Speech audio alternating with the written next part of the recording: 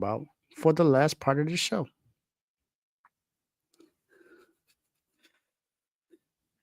I already talked about one of these, well, a player from this team, but let's just bring up the team. Orlando Magic. You know, they say play that song. I'm not going to sing it because I'm not a Magic fan, but you know what that song is if you're a Magic fan or if you're a fan of basketball. You know what that song is. Orlando Magic, 9-1 in the last 10 games and 9-0 at home without Paolo and Carroll. This team has been playing very well without their star player. And the Magic are 12-7 on the season right now. They have won 5 of the last 6 games.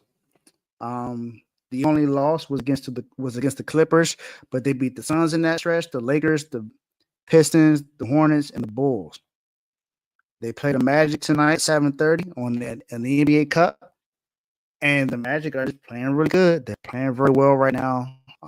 It seems like they're going to be right back on track to being one of the top teams in the East again this season. They're playing very consistent.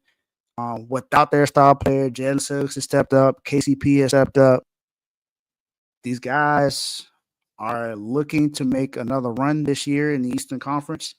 They did not do much when they got to playoffs, but they did go to games. They did go 7 games with the Cleveland Cavaliers, losing it in 7. But that team played well. They played like they belonged there. They knew. And now, with a team with a little bit more playoff experience, they have a 2-time champion now on the team with KCP. He won a championship with the Nuggets and with the Lakers. So you got that guy there. He brings that champion. He brings some kind of championship culture there. He's, leadership he also brings there. So you got that going with the Orlando Magic. You have a devastating injury with Paolo Banchero being out 4 to 6 weeks. So now you have this guy coming there, and it looks like it's going to be something to really help these guys out.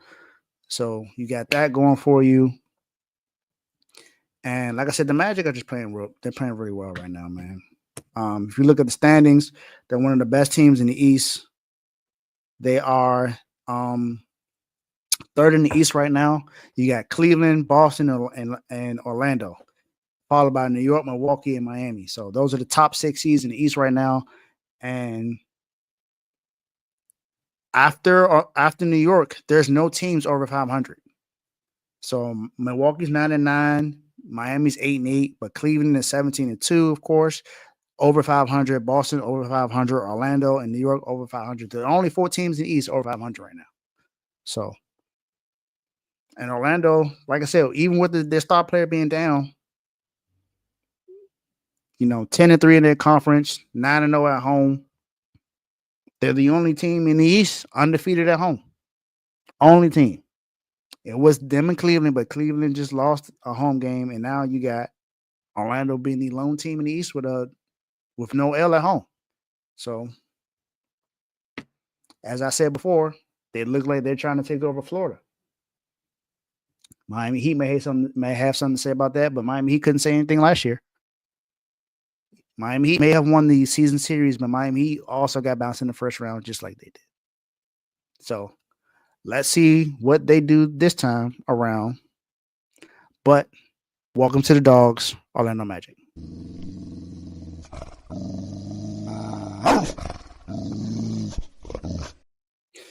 This next guy